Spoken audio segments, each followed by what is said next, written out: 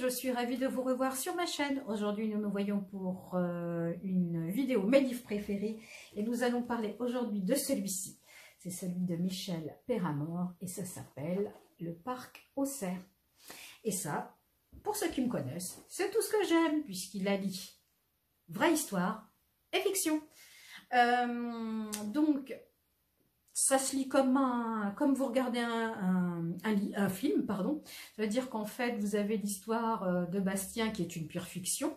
Et en fait, vous allez passer comme d'une scène à l'autre, hein, en fait. Et tout à coup, vous allez passer à l'histoire de la cour de France. Et après, vous passez à son histoire. Et après, vous avez compris le principe? Voilà. Alors, quel est le rapport et pourquoi ils sont liés? Tout simplement parce que Bastien, notre petit maraîcher, fait la rencontre de sa compagne en la sauvant des eaux de la Seine. Et cette fameuse compagne a un oncle qui est saucier dans les cuisines, les cuisines royales, on va dire, pour le château de Versailles, quoi. Et donc, en fait, lui, il papote et il rapporte ce qui se passe à la cour. Un peu plus tard, ils vont se séparer. Bastien et sa compagne et sa première compagne, Javotte, vont se séparer. Il fera la connaissance d'une autre personne avec qui il va s'installer, où il va avoir une histoire un peu plus appuyée.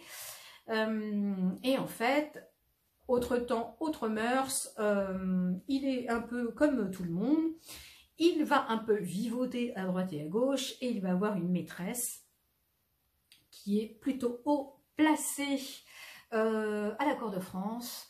Et donc, elle aussi, vu qu'elle est sa maîtresse, elle lui fait des confidences sur l'oreiller et en fait, elle lui rapporte ce qui se passe à la cour. Donc, voilà le lien.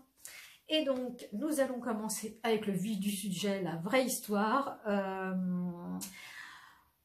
Alors, je vous ai dit, ça porte le nom du parc aux cerfs, le titre, mais en fait, c'est pas enfin, je pensais que c'était que ça. En fait, ça allait parler vraiment de ça, et en fait, non, c'est pas plus que ça. Ça fait partie de l'histoire. Je vous expliquerai dans le temps ce que c'était et pourquoi. Tout ce que je peux vous dire, c'est que le parc aux cerfs, c'est le nom qui est donné à un quartier de Versailles. Voilà. Alors, on va tout de suite commencer avec les deux principaux personnages. On a Louis XV d'un côté, roi de France, qui est né en février 1710. Il est l'arrière-petit-fils, de Louis XIV. Alors, Louis XV, c'est une personnalité plutôt complexe. C'est quelqu'un de très timide, s'ennuie vite, il est très pieux. Il est mélancolique, bref, il ne devait pas être super joyeux tous les jours, hein. Ça ne devait pas être un cadeau, ça je dis ça, je dis rien. Bref, il épouse en 1725 Marie Lesinska. Elle est la fille du roi déchu de Pologne, ils se marient en 1725, ils ont 7 ans d'écart. Et malgré ça, ils s'entendent super bien à tous les niveaux. Et puis, on peut dire que Louis XV a vraiment été amoureux de sa femme, en tout cas dans les premières années, parce que en 10 ans, ils auront 10 enfants, et que Marie, elle en a un peu marre, quoi. Donc, on lui prête une phrase très connue qu'elle aurait dite. Et alors, elle aurait dit, et quoi? Toujours couchée, toujours grosse, toujours accouchée. En fait, ça voulait dire, c'est bon, lâchez-moi. Alors, quand je dis toujours grosse, entendez enceinte. Donc, les médecins lui avaient dit que si elle ne faisait pas attention, si jamais elle retombait enceinte une 11e fois, ça pouvait être, comment dire, dangereux pour sa santé. Qu'est-ce qu'elle fait, Marie? Ça tombe bien, on a ras-le-bol de cette vie. Elle peut avoir une grossesse à risque si on a une 11e. Qu'est-ce qu'elle lui fait? Elle lui ferme la porte au nez. Allez, stop, on arrête là. C'est bien gentil, je t'aime beaucoup, mais on va s'arrêter là. Donc, Marie Lesinska, c'est une personnalité quand même plutôt discrète. C'est quelqu'un de très pieux. Elle est protectrice des arts, et elle parle quand même plusieurs langues, hein, donc voilà, hein, elle a quand même un bon bagage. Voilà, donc, qu'est-ce qu'il fait, Louis? Déjà qu'il avait commencé à aller voir sur les dernières années, même s'il lui est resté longtemps fidèle, il allait voir d'autres nanas, hein, disons-le. Donc en fait, à partir du moment où elle lui ferme sa porte, et ben en fait, Louis XV, ben, il va se lâcher, quoi. J'ai carte blanche, allons-y. Donc il fait partie, il rencontre une sœur Mailly Denel, et en fait, tenez-vous bien, elles étaient 5 sœurs, il a eu 4 maîtresses, donc 4 sœurs sur les 5. Tranquille. Waouh, qu'est-ce qu'il y a? Donc en fait, il entretient des liaisons avec, alors chacune à son époque, hein, pas tout le monde en même temps. Hein. Donc en fait, elles étaient plus ou moins longues, et il se lassait, quoi qu'il arrive, plus ou moins vite. Donc voilà, c'était pour la petite histoire. Oui, il est comme ça, Louis XV, hein, c'est... On parle souvent des palmarès de François Ier, d'Henri IV ou de Louis XIV. Je peux vous dire que Louis XV, ils l'ont oublié dans le palmarès, parce que lui, je crois qu'il est au top niveau, lui.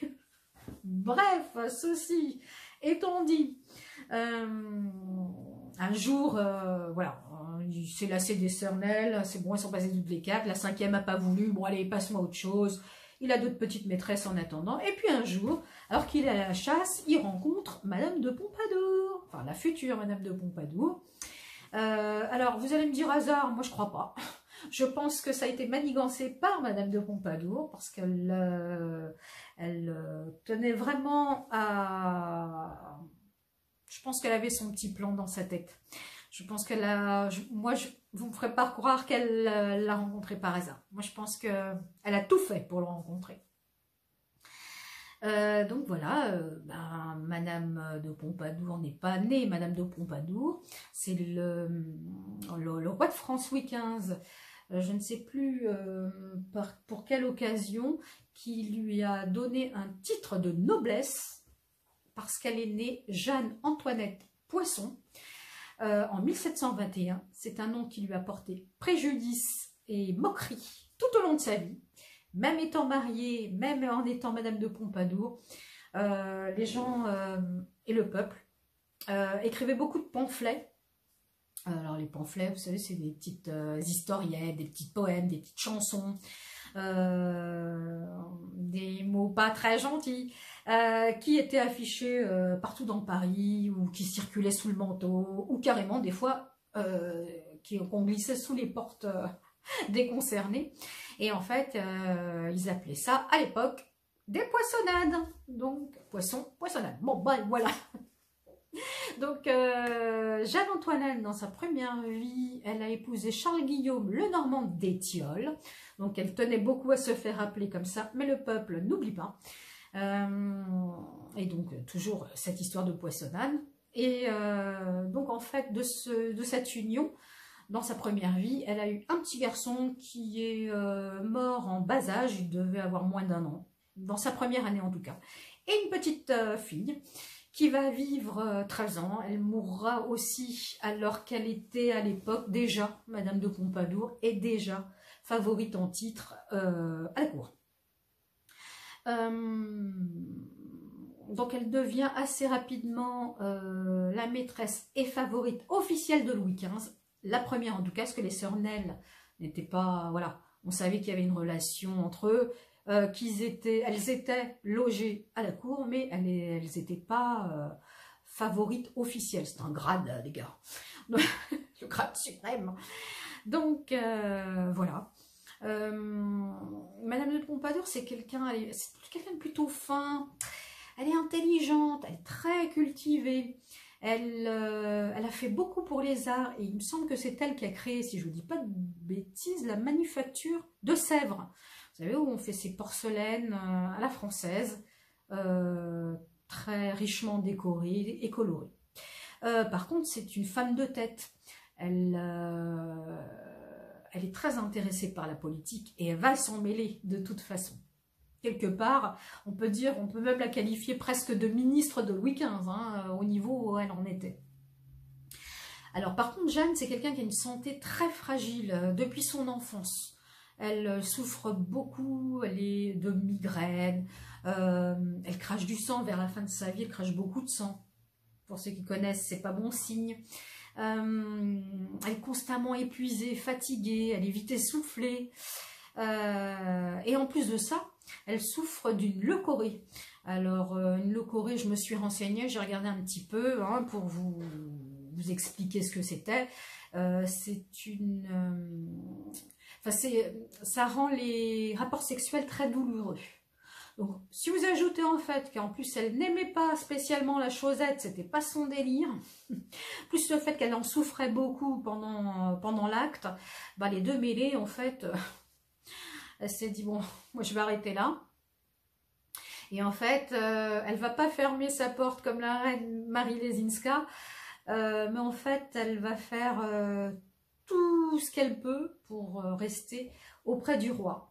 Et en fait, elle va, comment dire, ouais, elle veut pas, elle a quand même un bon statut, même si elle est en permanence, elle a peur d'être évincée par une petite, plus jeune qu'elle et plus jolie.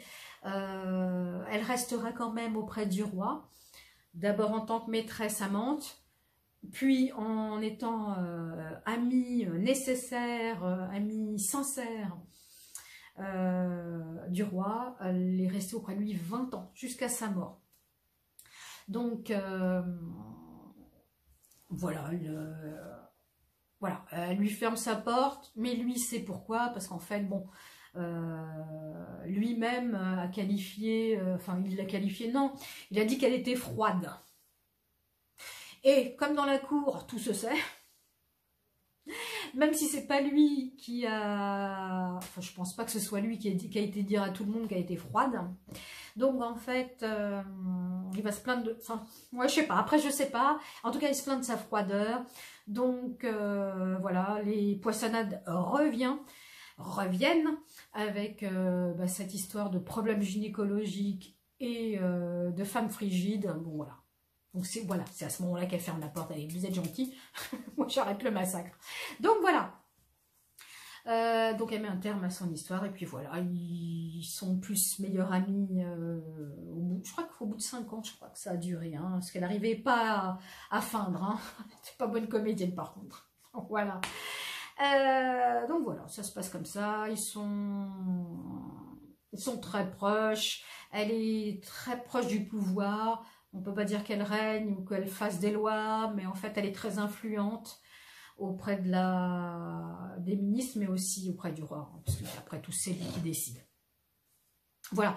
Donc, elle décédera d'une congestion pulmonaire en 1764 et elle avait 42 ans. Et donc, pourquoi le parc aux cerfs? Quel est le rapport avec Madame de Pompadour? Et bien, tout simplement, alors, je vais vous parler de Dominique le Bel. Dominique le Bel, en fait... Comment dire, il est présenté comme un personnage important dans le fait que c'est un ancien concierge du château. Et puis, fut une époque, il est devenu le premier valet de chambre. Et ça, c'est des postes importants à la cour. Bon, nous, on se dit, valet de chambre, hein, mais à l'époque, c'était des postes très importants, très proches de la personne du roi. Il s'entendait bien, d'ailleurs. Mais, au-delà de ça, on va dire qu'il est surtout le maquereau. C'est surtout le maquereau.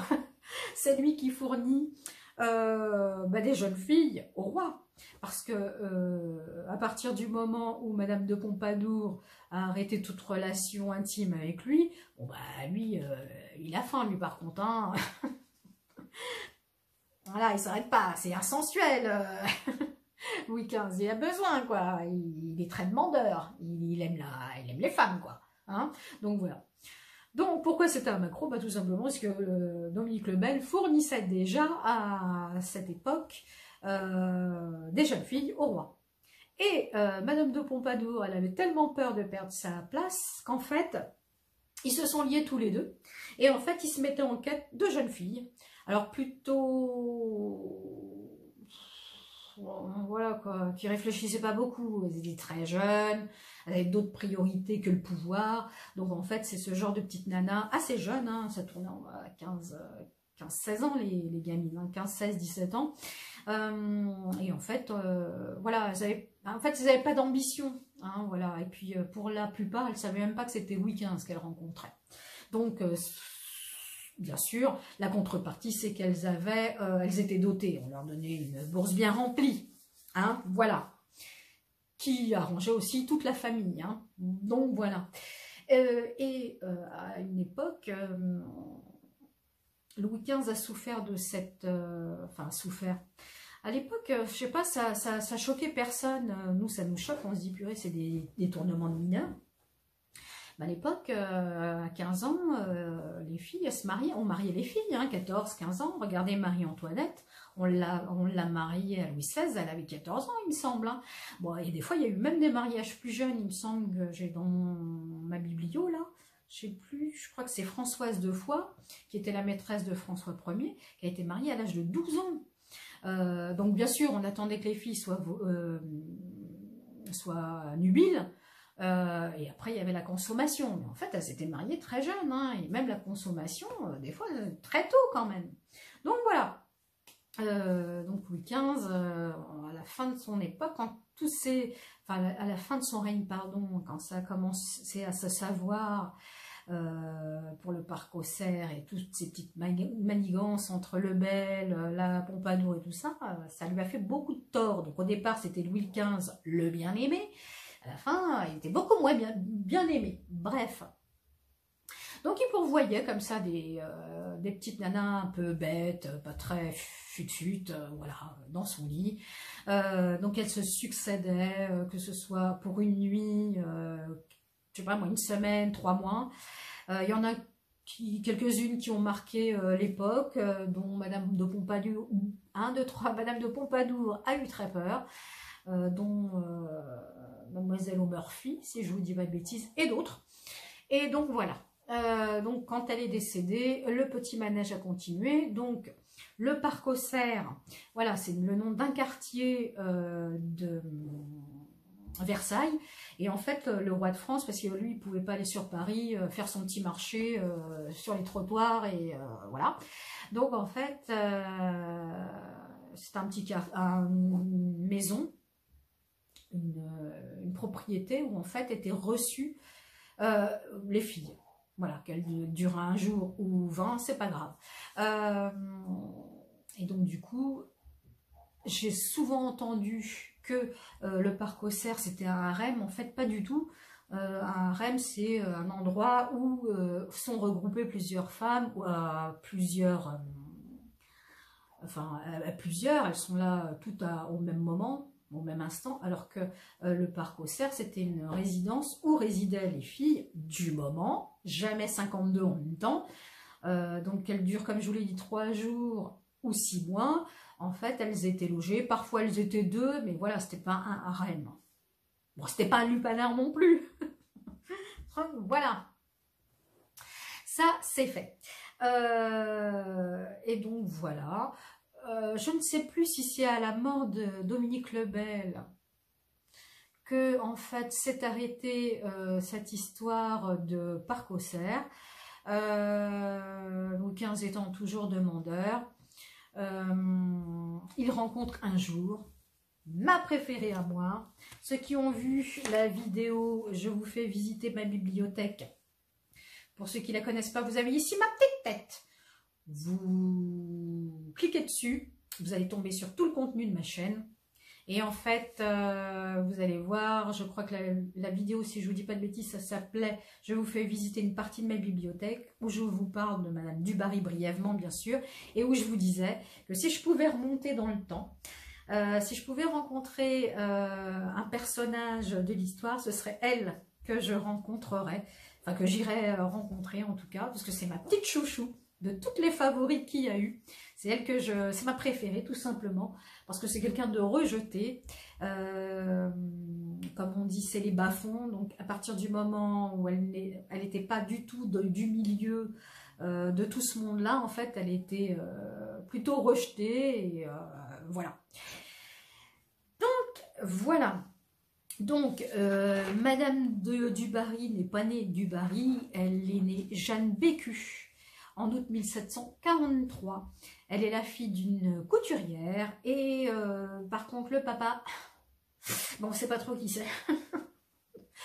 Sa maman étant plutôt légère, elle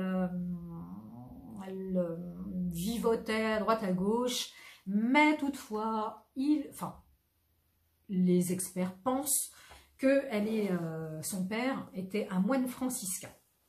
Je ne me rappelle plus de son nom, mais c'est pas bien grave. Donc très tôt, Jeanne est mise en pension chez les Dames de Saint-Or. C'est un couvent, je crois, une abbaye, un peu comme ça. Et en fait, elle y restera 9 ans, et c'est là qu'elle apprendra toutes les choses essentielles, la lecture, l'écriture, le calcul, musique, danse, voilà.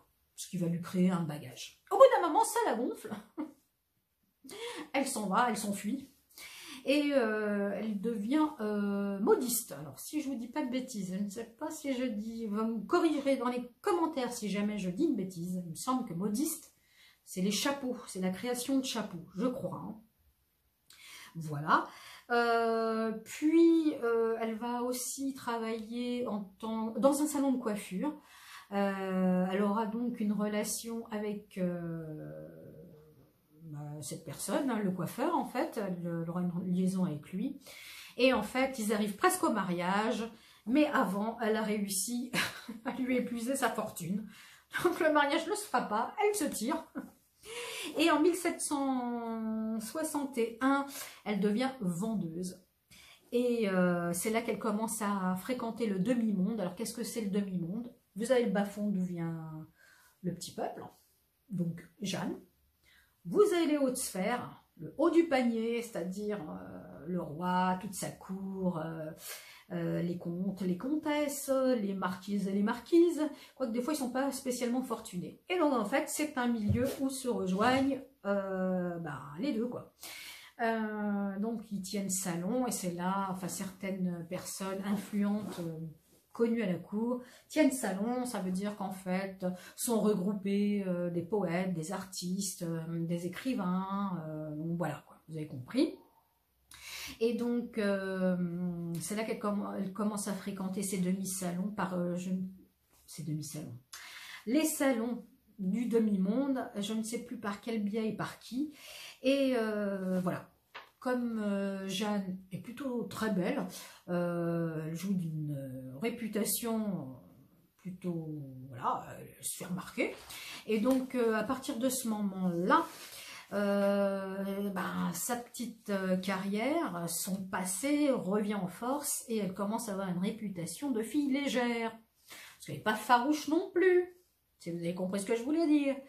Donc, à un moment de ses fréquentations, elle va rencontrer Jean-Baptiste Dubarry. Ils vont devenir rapidement amants. Alors lui est plutôt connu pour sa galanterie, surtout pour sa dépravation.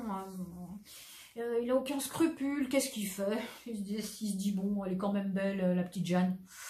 C'est ma maîtresse, mais j'ai besoin d'argent. Donc du coup... Qu'est-ce qu'il trouve à faire? Il la prostitue. Donc voilà. Va arriver une première rencontre entre Louis XV et Jeanne. Je ne suis même pas sûre qu'elle savait qui était son prestigieux amant d'un soir. Bon, leurs petites affaires se font, ils se séparent. Et quand même, ça lui a rapporté plutôt pas mal au Dubarry. Il se dit, bon, attends, ça ne peut pas s'arrêter comme ça, il faut que je la propulse là-haut, je vais organiser une deuxième rencontre. Et alors, je ne sais pas ce qui s'est pas passé au premier rendez-vous, au deuxième, ça va se passer, il va devenir complètement fou amoureux, Louis XV, de cette fameuse petite Jeanne qui est pétillante, jeune, qui est très experte de la chose, ce qui le change de ce qu'il a connu avant entre la reine Marie Lesinska, Jeanne, enfin la Pompadour et ses petites maîtresses qui sont plutôt novices en la matière. Jeanne, elle l'a Donc, voilà, voilà, il se dit, bon, attends, je vais faire un deuxième rendez-vous, il faut que ça se fasse. Et là, donc, il tombe fou amoureux, et en fait, Louis va tout faire pour que, enfin, en tout cas, évincer le du Barry, tu sors de là, et en fait, il la propulse, elle devient officiellement la seconde maîtresse, la seconde favorite officielle à la cour. Elle régnera, je lui mets des guillemets, 5 ans auprès du roi, en fait, jusqu'à sa mort, jusqu'à ce que lui il meure. Donc voilà.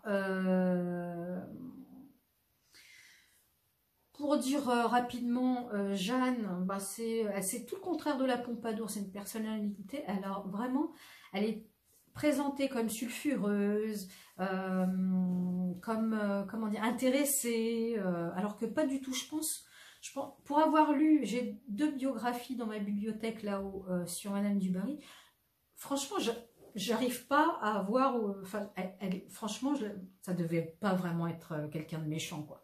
Elle faisait sa vie, c'est tout ce qui l'intéressait. Elle n'était pas politique, ça l'intéressait absolument pas. Alors oui, elle a eu des cadeaux, mais après, quelle favorite de toute l'histoire entière n'a pas eu de cadeaux, de châteaux, de bijoux par leur amant du moment, quoi, par le roi en cours, on va dire. Donc voilà, elle prenait, elle vivait le moment présent. Ah oui, elle a eu des cadeaux, elle a eu des châteaux, mais bon voilà quoi. Je sais pas, ça devait pas être quelqu'un de méchant, elle n'était pas dans les intrigues, voilà. J'ai vu aussi des films où elle apparaît. En fait, on la voit comme une peste. Je pense pas vraiment qu'elle l'était, mais bon, après, je sais pas. Donc voilà. Donc à la mort de Louis XV, donc elle avait le château de Louvciennes que le roi lui avait offert. Alors avant ça, ils l'ont placé, enfin l'entourage l'ont placé, ont cru bon la placer dans un couvent ou une abbaye, c'est pareil, je m'en rappelle plus, où en fait elle y restait quelques mois. Bon, c'était pour voilà, pour pas que ça discute trop, donc voilà, elle lui a fait quelques mois, puis au bout d'un moment, ils se sont dit, bon allez, hop, tu sors, et puis mène ta vie, fais ta vie. Donc en fait, elle rejoint son château de Louvciennes, que le roi Louis XV lui avait offert, et donc elle va y mener une vie plutôt paisible, cool, sympa quoi. Elle a fait la rencontre de plusieurs hommes, dont 1 ou 2, je crois, où ça a été plus ou moins sérieux, où elle a vécu un petit moment avec eux, jusqu'à ce que la Révolution fasse son travail. Elle est donc, elle sera donc guillotinée en 1793. Je ne sais plus quel âge elle avait, une 30aine d'années, me semble-t-il. Donc voilà. Je crois que je vous ai tout dit. Je crois que j'ai rien oublié. En tout cas, si jamais l'histoire, vous avez envie de la lire, parce que c'est passionnant, hein, c'est sans fin, c'est pareil, hein, c'est un rebondissement. C'est pour ça que j'aime l'histoire de France, c'est qu'en fait, vous avez l'impression que c'est monotone, et non, non. C'est montagnes russes, en émotion. Les personnages, voilà, ils sont au sommet, mais ils peuvent être très vite redescendus plus bactères. Donc voilà, c'est ça pour les personnages dont je viens parler, mais pour celles qui sont passées avant. Voilà, la vidéo est maintenant terminée, elle va être trop longue, hein, je suppose, en tout cas. Je vous souhaite, j'espère que la vidéo vous a plu. Si c'est le cas, vous likez cette vidéo, ça fait plaisir de voir vos likes. Je sais pas ce que vous faites des fois. Vous vous abonnez à la chaîne si le cœur vous en dit. Moi je vous souhaite une bonne journée ou une bonne soirée selon le moment où vous regardez cette vidéo. Et moi je vous dis à très bientôt pour une prochaine vidéo.